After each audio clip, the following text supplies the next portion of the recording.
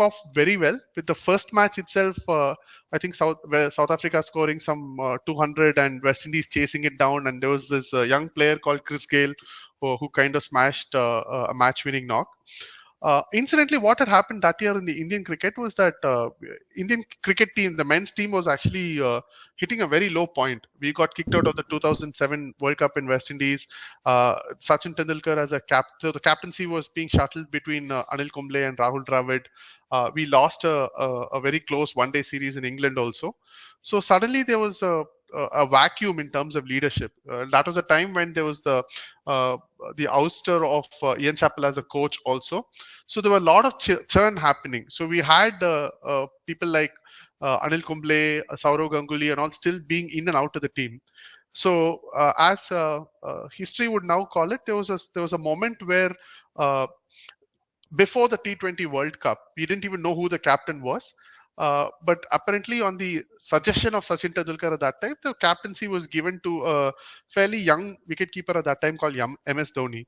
So he took over the reins of the World Cup, and suddenly what happened was the World Cup Indian team did not have too many old players like the Tendulkars, the Ganguly, the Dravid, Kumble were not there. They had young players, uncapped players, people who were playing for the first time, and they won the World Cup. So that completely galvanized the approach towards T20 cricket in 2007.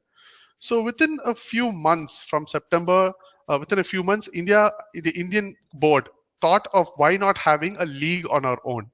So just a backdrop, a few years ago, the Z Group had actually organized something known as the ICL, the Indian Cricket League, which had like a T20 format, but because BCCI did not support it, it did not take off big time.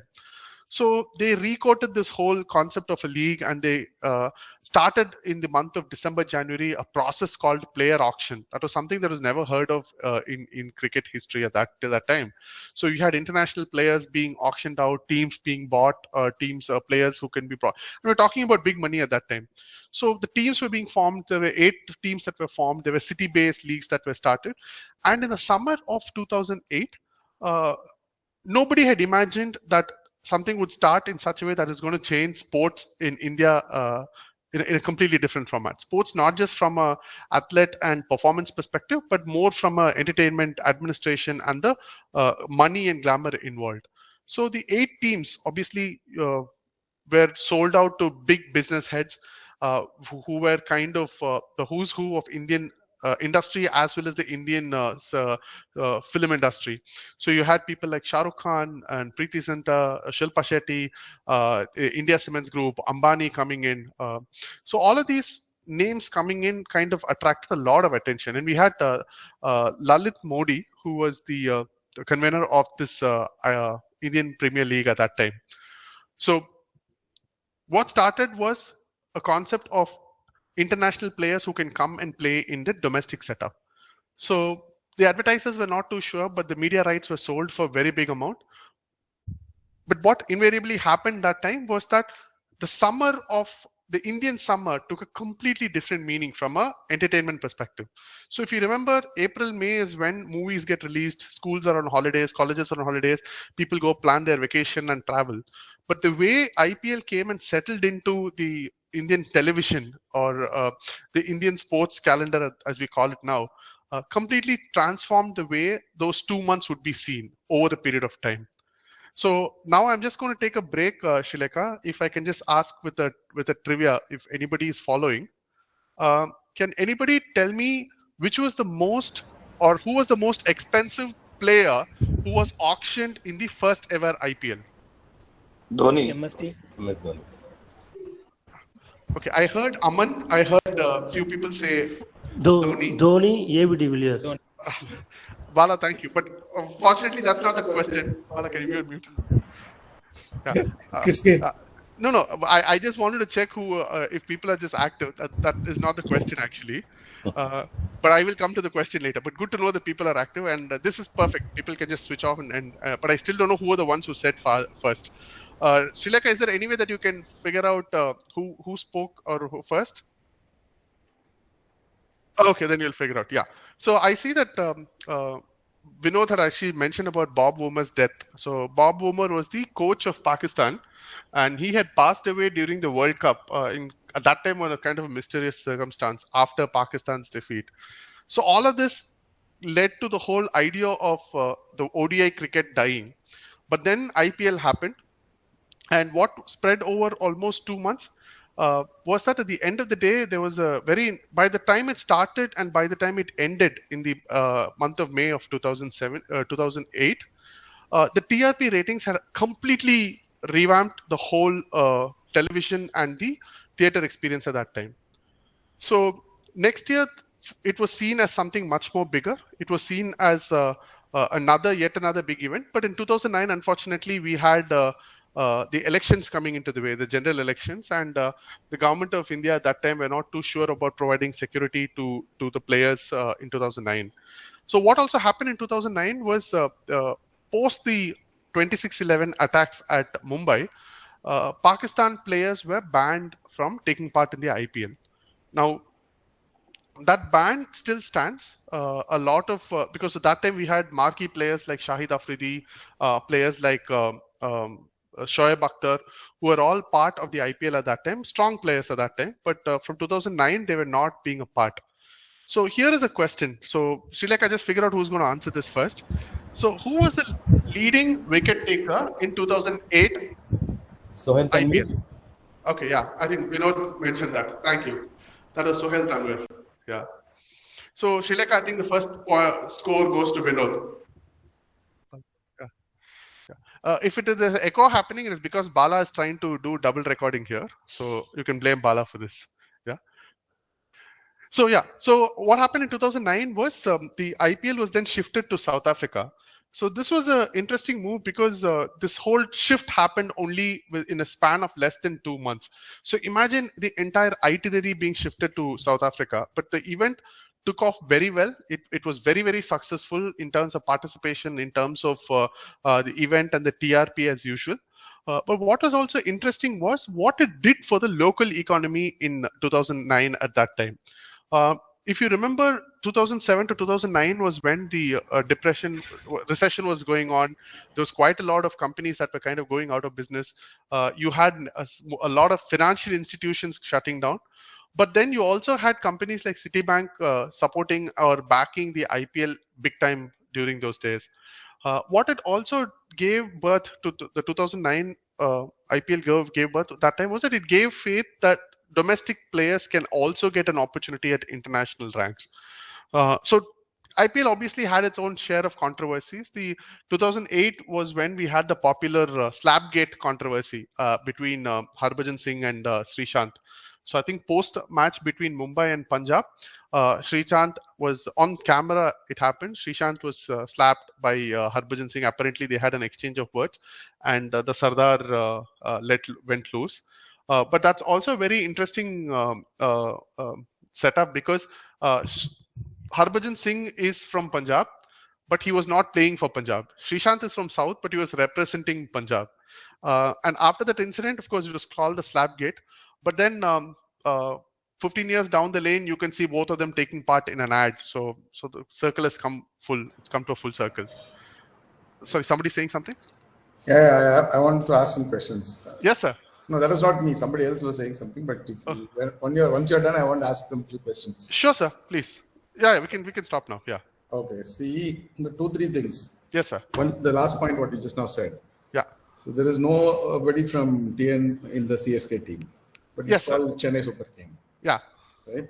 So this is not what was originally envisaged in any sport. Yeah. Even now across the world. Yeah. But nobody bothers. Second one, the IPL was designed largely based on your EPL fund. English Premier League. Yeah. Correct. So we kind of took the format, and then after the IPL, there are a lot of other sports in India, which is a good thing. This is badminton, football, everybody. Kabaddi. Yeah. And then, even though Ambanis are not there, at least Abhishek Bachchan is there. So there are enough people who have followed suit. But if you look at that sport, right from football, which went earlier, to kabaddi and badminton, which joined later, nobody changed their core game. Nobody changed their format other than a very few tweaking thing. And to ensure that the money is being thing. So again, the critical factor is the money part, right? And the third part you also mentioned that cricket was going under difficult times, all this betting scam, etc., etc. Now the money has grown some 100 times. Nobody's talking about betting, and it's very difficult to believe that betting is not happening here. And so, in all the 3 points, what I'm trying to summarize is it's just the money and economics, and like I always keep saying, entertainment, not really the sport. Agree. Sir, I think, Mani sir, contrary to what I usually say, I think the sport has gone for a toss. I think there was one statement that you said, right? You compared this to the English Premier League or the NBA of USA or the rugby or even the baseball, right? Uh, None of them have modified or mutated the sport for the sake of the audience. Football is still football. Bala, I'll come to you. Football is still football, the timing and the rules and everything. But what you see in cricket, right? What you see as a 5-day game, the number of overs, the benefits to the review system, the impact player as it's called right now, and something as ridiculous as a strategic timeout, where you are given 2.5 minutes of 4 slots in a 3-hour match, right? Only to insert premium advertisements. The concept of strategic timeouts, right? And a lot of things. And in fact, there are players who have raised their voices against it. But if you look at the pattern, right? I mean, this is just for everybody, right? If you look at the pattern, anybody who's raised an opposition against the new rule or a controversial issue have only been silenced or been kept away. So including the commentators, right? Anybody who said anything against the system. So I can clearly mention that the IPL is not a very democratic for the sport setup. But what it's completely become is a completely dictatorial event, right from commentators to players to somebody as small as the cheerleaders. In 2011 there was a scam. In fact, there was a breakout of news saying that the cricketers were misbehaving in the after party. There was something known as after party. Now there were a lot of players at that time who were complaining on the concept of after party. You play a 3-hour match and then in the night you have to compulsorily attend, and when players complained, those players were left out. They were not picked for auction. And when some of the cheerleaders complained, they just were disappeared. Just like how in movies they were just silenced. But They were not to be. somehow, magically, Dhoni has been an exception in this regard also. Your Mayappan, CSK, party, Dhoni's wife, all that stories like completely conveniently buried everywhere. So, And so in a way, anyway, this is open for discussion. you guys are enjoying. I should not be. No, sir. Saying I think, sir, all of us are raising these questions, right? It's not like I mean, Dhoni's wife, she had a Sakshi Foundation. How's the funding happening? I don't know if many people know. Dhoni runs a player management event, a sports management group called Riti Sports. I think way back in 2013. Apparently, all the players in CSK were represented by Riti Sports. So there's a direct conflict of interest, right? For Dhoni to take them. He was also the captain of the national team. So there was a direct conflict of interest. Now, when that came up, suddenly he just moved out of his ownership from there. There was something known as the Sakshi Foundation that was there, right? And obviously, when these news come up, there's suddenly the affection and the celebrity status and the brands that are associated with these players and these groups, right? Try to suppress this. I mean, all of this are facts, but the extent to which like Mr. Mani said, the corruption happening is not known or has not been exposed at all. Something as simple as the 2015 incident that happened when CSK and Rajasthan Royals were actually exempted from the team, right? So in any other sport, ideally, this would not have happened without the support of the players. So it did happen, but the players were all left out, and eventually they came back and like they say, if you join a ruling party, all your past corruption sins are washed away. So same way, all these players were all become great, and they just come in. But also, we must also note the impact of social media here, right? As to the kind of way they are projecting these players and the image management. And what these leagues have also done is it's now breaking the concept of international and country representation. We already have players from New Zealand. I mean, you must have seen players from West Indies, right? Great players like Bravo, Pollard, and Chris Gale. They refuse to take part in West Indies cricket because they want to represent franchisees. So the way we see teams, the way we see functionality of teams is also going to undergo a change, and it is happening already. And New Zealand players have already broken out of their country or national contracts because they want to play the league. So when you see a World Cup cricket 50 over happening in October, you will not see players like Trent Bolt. You may not see players like the Bravos or the Pollards. They've retired, but the West Indies team will look depleted. So at the end of the day, it's all about just money that is here and the impact that it has had. Right, money is one angle, but the impact to see sports as a career. Now, 20 years ago or 25 years ago, when I was in school, playing cricket was like every Indian boy playing for Indian team was a dream. But then the simple question was, out of 100 crore people, there are only 11 who can play for the team. But what IPL has done is it's given an opportunity to everybody, and the ecosystem is kind of widened. So what Manisa just now pointed, right? Tamil Nadu team does not have any player from the CSK team does not have any player from Tamil Nadu. But what is also important is that there are 13 or 12 players from in other teams, starting from Sai Kishores of the world to Dilesh Karthik. But having come down from there, right? The TNPL, the concept of TNPL was created. Karnataka Premier League is there. Even Odisha has a Premier League.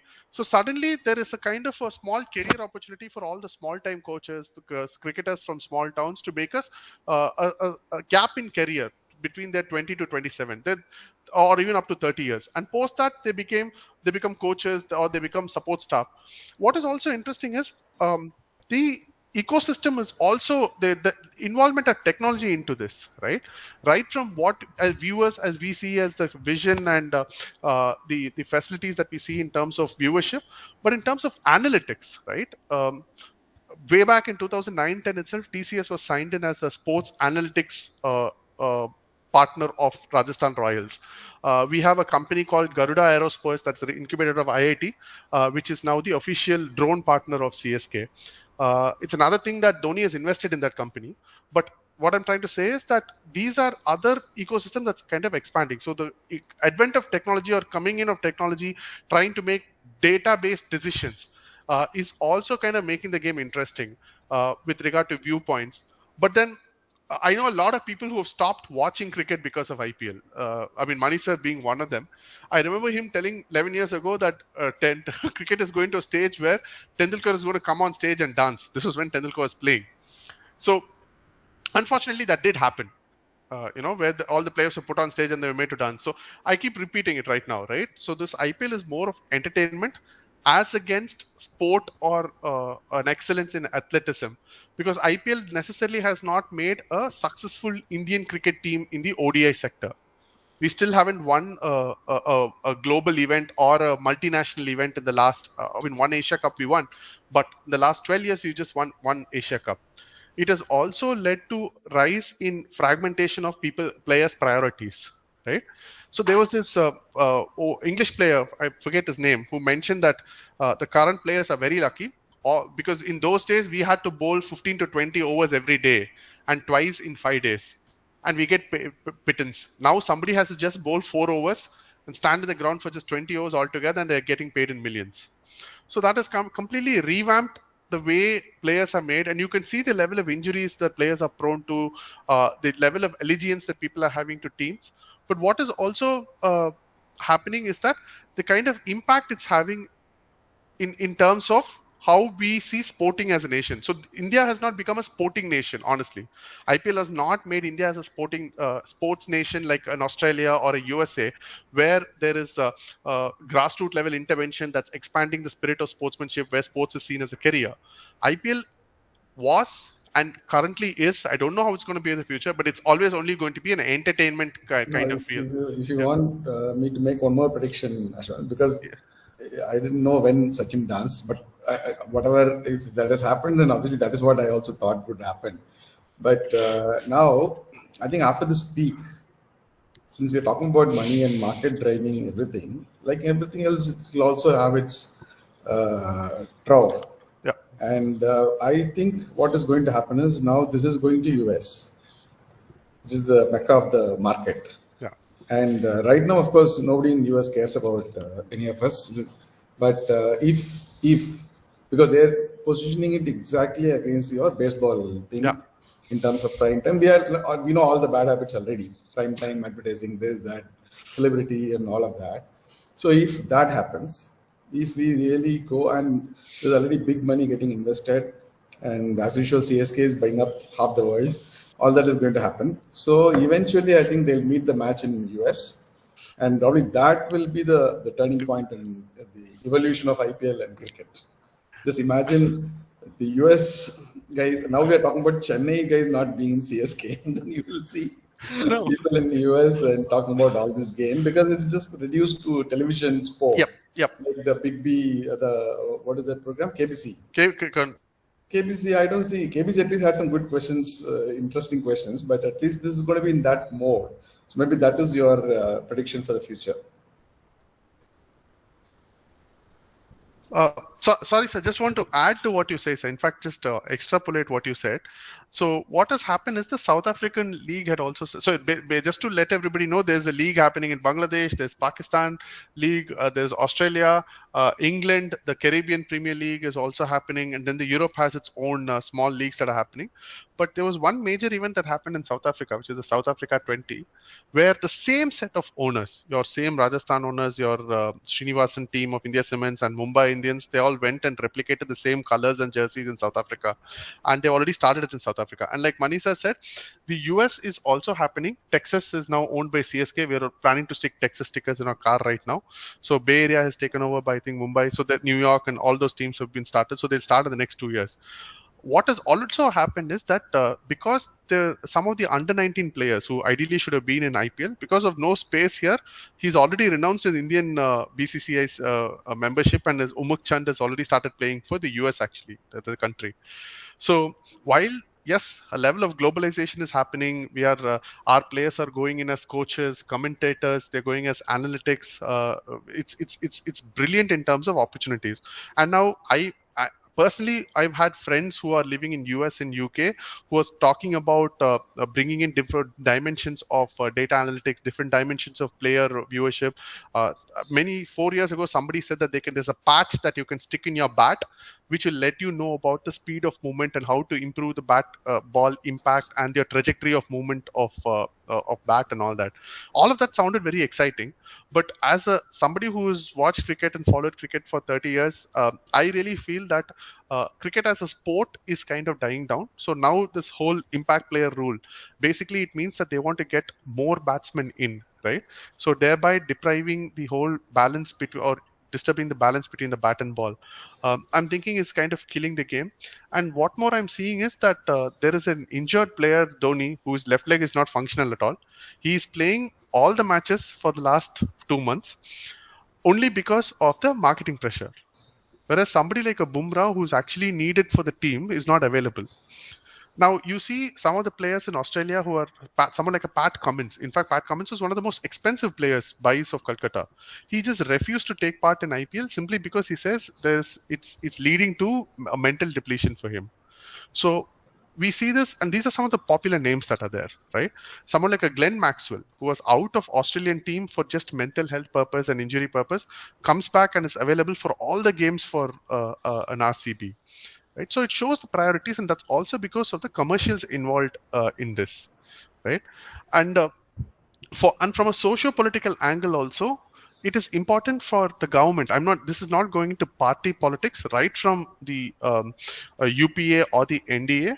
It is important that this IPL functions in a feel-good. It's a very big feel-good factor at a national level. Whatever Manisar has said about the kabaddi or the football or the badminton Premier League, even the volleyball Premier League, right? All of it are following this way. But collectively as a nation, we get a very good feel of the IPL happening. So that's why they try to kind of host it here. Even during COVID, they ensure that there are no security lapses, and any news that is kind of bringing the brand value down is kind of concealed. Whatever I'm talking right now is just from my perspective. I'll be more than happy to hear from everybody else. Simple things like, I don't know, this IPL, I don't know if the Chennai, if people are following, almost 90%, I mean, this is probably an understatement, 90% of the tickets are sold in the black market. And we're talking about 700, 800,000 rupee tickets being sold for 5,000, 10,000, and a whole bunch of things. So for us, at least for a person like me, I only see it as cricket, and obviously there's a law of diminishing marginal utility. The excitement level kind of gets reduced over a period of time, but you never know what the organizers will do to bring back the excitement.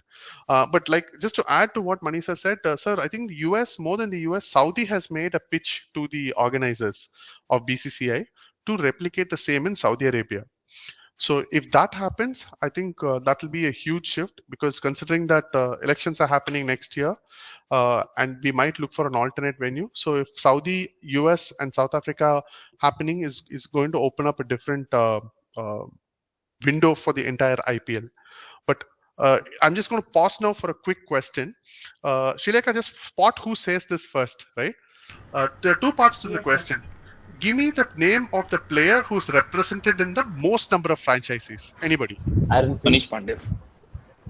Pandey. Aaron Finch is the right answer. So Vinod, I'm going to ask you. Vinod, you'll get for this, right? But I'm going to pause you. Anybody else other than Vinod who can give me all the 9 teams? 9 teams that Aaron Finch has played for. Okay. There are Vinod? 9 teams, is it now? It's a Yeah, I decent think No, so there are 10 teams. Oh, 10 Okay, just to teams, let okay. so when we started in 2008, there were 8 teams. And in 2011 and 12, it was increased. So 11 had 10 teams. And by 12, one more team was knocked out. So Cochin and Pune Warriors. We had, because of the So 10 Sahara teams problem. we have, and he's played for 9 teams. So except He's CSK, he must have played for everybody else. Which is the right answer, sir. Except CSK has played for everybody else. so so this whole count also has an impact, and like every year there has been some controversy or the other that has been kind of overseeing the previous controversy. I spoke about the slapgate, then there was a spot fixing, and then there was a situation where Shah Rukh Khan was I think had assaulted one of the employees. So this Shah Rukh Khan was also a very interesting case study, because when he purchased KKR, so KKR and RCB, Royal Challengers, were the most expensive teams to be bought in terms of the player auction, right? And the least expensive team, I can't use the word cheapest, the least expensive team was, I think, Rajasthan and Delhi at that time. What was interesting from a management perspective also, this is a small interesting case study, is that Kolkata and RCB got the best of the players at the most expensive rates. We're talking about that time star all-rounders like Brendan McCullum, Ricky Ponting, Jack Callis, Brett Lee, Shoaib Akhtar. Imagine all of them being in one team. I mean, for those of you who follow cricket. And then you had stalwarts like Chandrapal and Rahul Dravid and a young kid named Virat Kohli, Anil Kumble, everybody in Rajasthan. So what happened was, invariably, these two teams ended at the bottom of the table. And the teams that actually were the least expensive actually won the tournament. Rajasthan won the tournament. And Rajasthan had a captain, was captained by Shane Warne. That's the first time he had captained any team. And the player of the final, I think, was Yusuf Pathan, and he had some young players like Sohail Tanvir, as somebody pointed out, was the leading wicket taker. Graeme Smith was the opening batsman. So the lesson or the experience from there was that all star performers coming together does not necessarily make a star team. I hope I'm making some sense here, right? yes, So, yes. so it also, when we function as a team, the success is a function of how we collaborate and push up everybody. The same was the example that we can extrapolate for the basketball or the NBAs of the USA. The NBA is one of the richest leagues in the world, right? It only has Americans. But America has not won too many global Olympics or world basketball events. I mean, right now they are, but at one point of time they were not. Because collective stars do not make a star team. To make a team, it's a collaboration of individuals. That's something I would personally take from the IPL story of the Rajasthan's victory. And something that happened from there onwards, right? So if you look at Indian cricket per se, all the stars of the previous decade, the 2012 to 2020, the stars who came into Indian team cricket were mostly the product of IPL. So the whole shift from the domestic, the Ranji Trophy, the Syed Mushtaq Trophy, and all of them kind of took a backseat in terms of performance. I'm not saying this is right or wrong. This is just some of the incidents that had happened, which kind of shifted how cricket was being seen, right? And another question, probably I don't know if anybody is open here. There's a purple cap that's given to the most wickets, right? Who is the only overseas player to have won it twice? Dwayne Bravo. Aman, perfect. Thank you. So Aman, you play cricket, right? Yeah, I do. Right. So little things like, so now that you interestingly mentioned Dwayne Bravo, right? So the whole cricket and the industry connect kind of shifted, right? So earlier, like 25, 30 years ago, you would have someone like Rahul Dravid, who's working in India Cements, or somebody working for Railways, or Harbhajan Singh working for the Punjab Police, or Joginder Sharma and all that.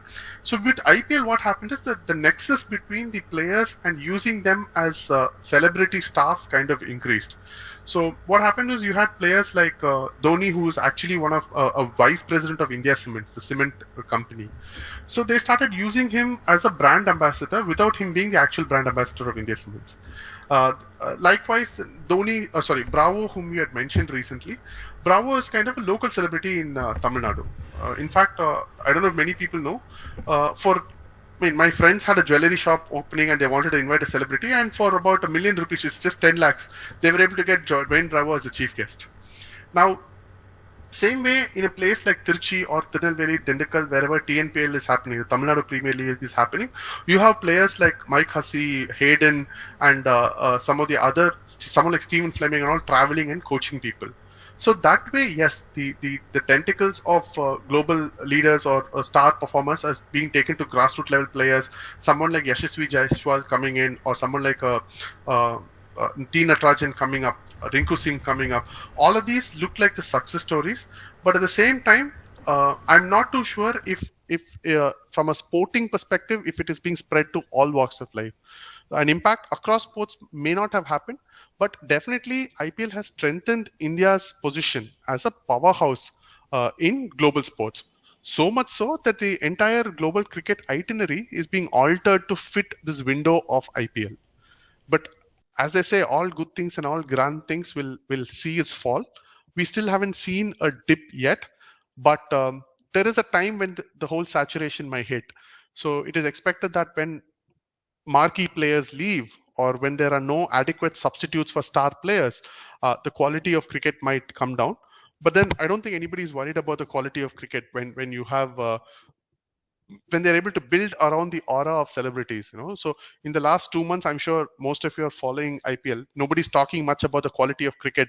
People still talk about the Gautam Gambhir versus Kohli issue, or they talk about the Dhoni retirement. So there's a lot of stories that build around it rather than the actual quality of cricket that's coming in. So I'm just going to pause to take another question. Just 1 second, sorry. Ashwin sir, just a suggestion. We have many players who are here. If they want to share something about the cricket, you can ask them also. I would start. Aman. In fact, I can see Aman, who's a cricketer here. Even today, I think Aman went to some match. I believe. I'm not sure. Like he's playing. I had a match at 6 o'clock today, but then they threw me out of the team, saying that they already have 11. Weather condition is poor, sir, today. No. They told they already have good players, so they dropped me out. But I know Mr. Mani played for college, so if he can say a few things about. So Mani said we can talk about cricket. I mean, somebody who follows cricket, right? How do you see the shift happening from somebody who followed cricket? Followed. And also, I don't want to talk. I think I've had enough of Gyan today. I want others to. Aman, can you come on? Ask me one easy question. I'll go. I have a meeting at 2:45. So give me one good question, then I'll run away. Fine, sir. But sorry, sir. Okay. So can I just ask you, who was the first coach of CSK, sir? First coach. It's not Stephen Fleming. I can just give a clue. He was somebody who played for Australia and South Africa. First coach of CSK. Gary Custon. No, left-handed batsman who's Kepler Wessels. Kepler Wessels was the first coach of CSK. Oh, okay. I didn't know this. And then they had him removed.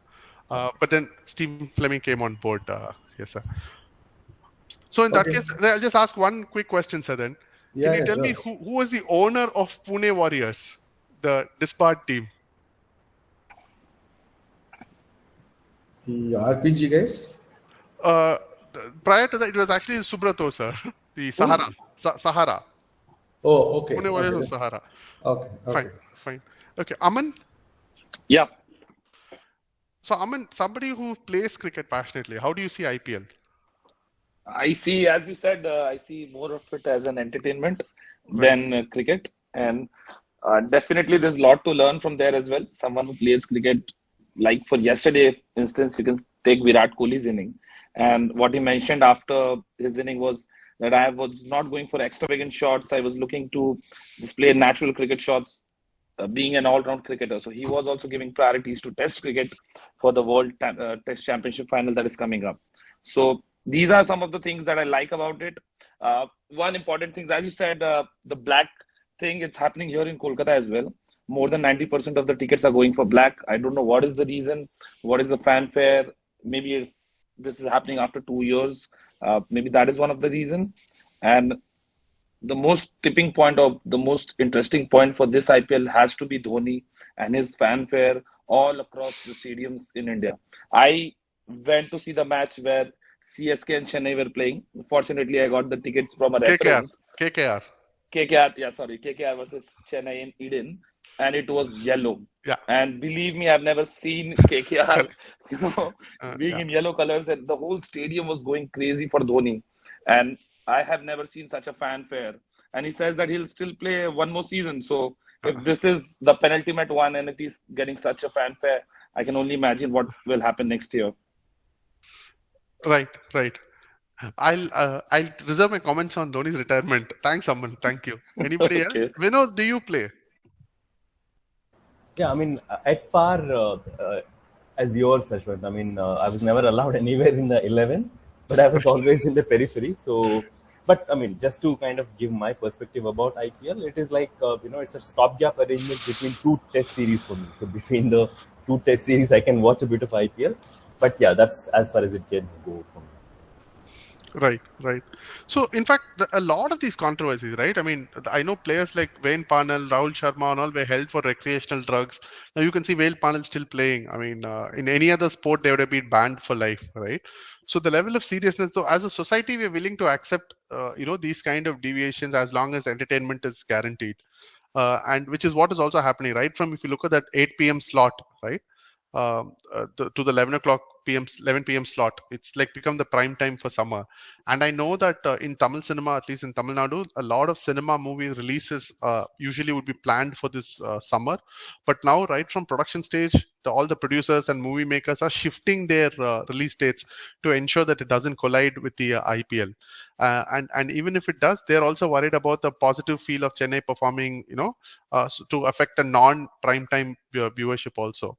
So yes, there is a lot of impact. There is a lot of interest that's generated. I don't know. And if you look at the women IPL also happening, that's another recent entry that's come in, right? So if you look at it, yes, the benefits seem to be far-fetching. It's all wide-reaching, but the end of it, I still think it. And personally, for me, it's still more of entertainment and not falling into the realm of sports. Or maybe the concept of sports itself is kind of changing because this is what is acceptable, or this is what the world wants to see. And I can see already I've heard a lot of interest by youngsters in the US, especially the Indian diaspora living there, for their leagues to come in and to start playing. But it'll be interesting to see once USA and once how it kind of meets with the local leagues like the baseball and the basketball out there, and how once the Saudi economy also opens up for cricket, how things would change. But yeah, that's from my side. Anybody else who wants to say a few things about the IPL?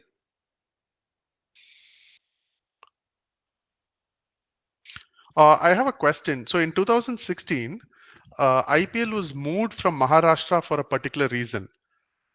Anybody can tell what is the reason? It is not owing to elections. In 2016, the entire IPL matches was moved out of Maharashtra. There was no water. Exactly. So it was actually a very embarrassing situation for water scarcity, because to maintain the grounds in Pune and in Mumbai, the two grounds in Mumbai and the thing, several thousand liters of water had to be arranged to water the ground and to keep it ready. But owing to I think if an NGO had filed a litigation and it was kind of moved out from there. So if you look at the survival of IPL, it has come across the several spot fixing scandals, match fixing scandals. Teams have been banned, elections were held, and imagine IPL happening in UAE in 2014. So I think somebody was talking about betting. Uh, Betting was completely. It seemed to be like betting legalized when IPL went to UAE. And everybody seemed happy. The whole tourism industry in UAE was very happy because there was the first leg that happened.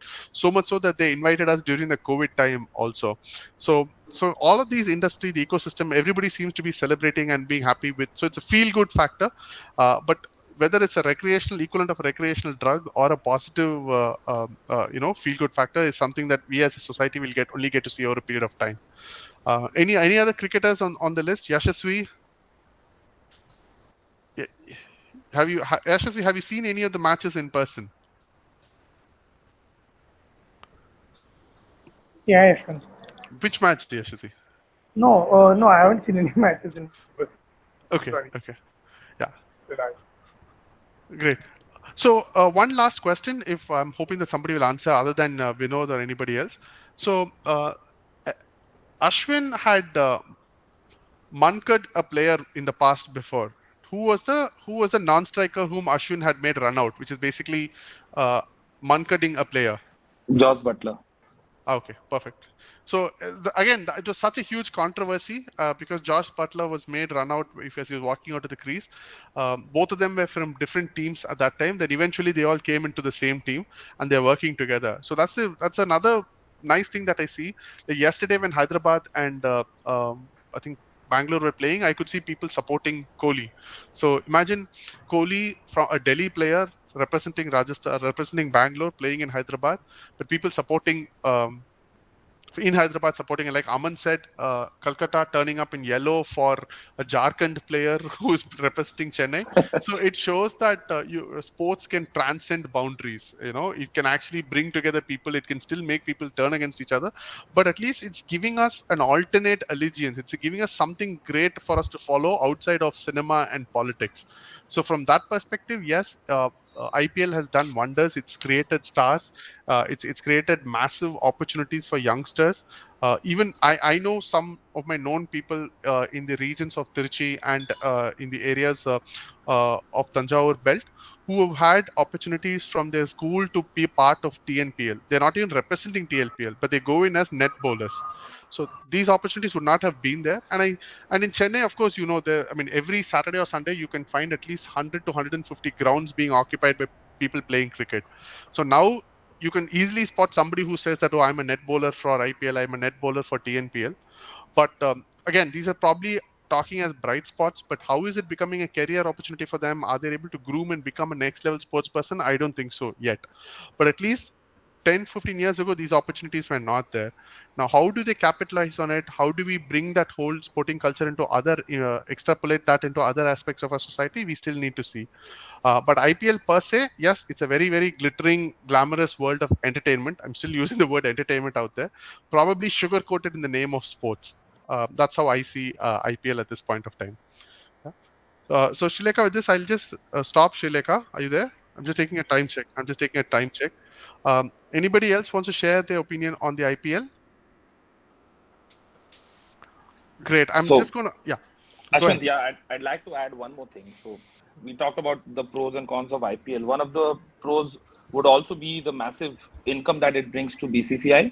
So, Yeah. with that support, we have started women's IPL. We have started paying women equal amount of money for the matches that has come in. So Right. that could not be possible without the economics No. that IPL has generated. So that Yes. is a big plus. Even the local Ranji players or the Dilip Trophy players, their pay has increased per match. So that is also owing to the IPL to Yes. a lot of extent. So there are certain positives as well, and I think bringing in women into IPL was one of the biggest points. So that Yes, has I also think it's a very, very good point that you raised, Aman, because for a long time, women in any sports, right? One was there right. not lack of opportunities for them, but to even consider them on the same pay scale as the men, right? I don't think any of the sporting bodies in the globe has done that. Even in cricket itself, I don't think the English or the Australian players are on the same pay scale. I can check, but I'm not too sure.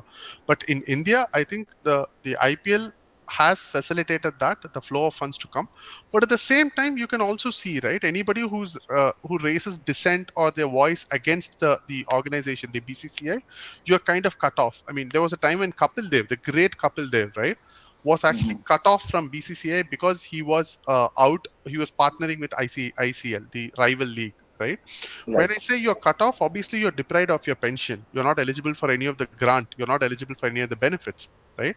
And for cricketers, that's a huge impact, especially post their retirement, right? So with, they say, right, power corrupts and absolute power corrupts absolutely, right? So there is a huge level of corruption. I mean, I know a lot of players. I mean, how many of us know what happened to Chetan Sharma recently, right? How many of us know why was Virat, the whole imbroglio between Virat Kohli and Saurav Ganguly that happened during the World Cup and Asia Cup, right? And we respect all our players so much. You know, our players were the ones who said the black movement. They were all taking the knee before every match 2 years ago. But the same cricketers are all keeping quiet when the wrestlers are all protesting at the Jantar Mantar. Why? Because if they say anything, even a single word, they'll be thrown out. And this has happened. I don't know if you follow. There was a bowler called Sandeep Sharma. He is now playing for Rajasthan Royals. But how many of us know that he was not actually picked during the auction? He was completely isolated, even after good performances last year. The only reason he was isolated is because he said something against. He didn't actually support the intervention of. I mean, there was a situation where the foreign players were all questioning about the CAA protest. So there was a moment where he tweeted something against the government. And imagine that happened in 2020-21, right? And he was not picked at all. So all players have to fall in line or you're out, right? And this, if you look at it from a democratic setup or for the functionality of a sport perspective, doesn't augur well, right? Especially with fans, cricketers having such a fan following. If all of them are going to be completely mute and they're only going to repeat what the BCCI is going to say, and if BCCI is completely politicized, then we are talking about yet another institution which is supposed to be on sports and performance completely falling to the political lines. It's just a thought, but yeah, unfortunately, that's the reality here at this point of time. But one thing I must say, right, despite all the organizations like the Indian Weightlifting Association or the Archery Association, the Hockey Federation, the impact of BCCI has been phenomenal in promoting the sport, right? It's not that the government is giving BCCI money, but the BCCI has been able to generate, like you said, create better pay facilities, create better infrastructure to identify and promote talent and create the marketing reach, right? I mean, thousands of crores pumping in for every match. Imagine every player earning close to 5 lakhs to 10 lakhs, whether he plays or not, is a significant earning for these players, right? So yes, credit to the BCCI for having created what they have done. But at the same time, we must all understand that we are the reason why it is growing to the way it is. If we all decide that we're not going to follow IPL, then you know what will happen to it. So at the end of it, it is created for our consumption, whether it's good or bad. It's a reflection of we as a society as to what we appreciate. I'll just like to pause with this. Yeah. Srilekha? Yes, I am there, sir. Thank you, sir. Yeah. Sorry, Srilekha, I think it became more of a monologue than an interaction. But thank you, Manisha. Thank you, Aman. And Vinod, I'm super excited to know that you're on tip of your data, Vinod. Next time I go for a cricket quiz, I'll take you on. Sure, sir. Yeah. So I think only here I could see only Shan, Arun did not speak. Anything you want to share, Shan, Arun, Nelson ji? Yeah. Nelson had raised a hand. Yes, sir. How are you? Yeah. So quickly we can finish by 3 p.m. Yes. I'm really good, sir. How are you? Nice to see you. Dinner. Yes, Nelson. So Nelson, are you a batsman or a bowler? Nothing. I just watch cricket and follow cricket, and I'm so impressed that you have so much of knowledge that you're sharing. How do you get this? Like, and anything, like, even if it's a wish, even if it is a thing, you always relate to cricket. Even when you say 16 years in basically you said you watched 4 World Cups and all that stuff. So I know Ashwin is such thing. I just wanted to ask one thing, like in general about cricket. See, more than cricket being a commercial event with people becoming commercial icons and the sport sports thing is going away. I love the technology that they use behind it, how they analytically, display the speed of the ball and, the vectors and all that stuff. So that has really impressed me a lot, especially when I follow cricket or any sport for that, in cricket especially. So what's your thoughts on that? I think it's brilliant, Nelson. You know what happened in FIFA last year, right? They installed a device in the ball that could actually capture, the whole offside in one perspective. In fact, if you watch Ravichandran Ashwin, right? The cricketer, he offers, you watch his YouTube videos, he'll see the level of intervention that technology has made to even prepare him for a game. So long ago, it was about watching the videos of batsman, videos of bowler and all that, right? Right now, like you said, you are able to assess the speed of movement of the bat, what should be the bat size, whether the width of the base has to be higher, all of that thanks to these data analytics and technology. But someone like, if you watch, because I know Ashwin, because he's giving coaching to a lot of young kids and he charges very exorbitantly high. So he gives he gives a video one-on-one communication. So he sees your video recording of your nets and he gives you every week, he'll come and tell you where you need to change, right?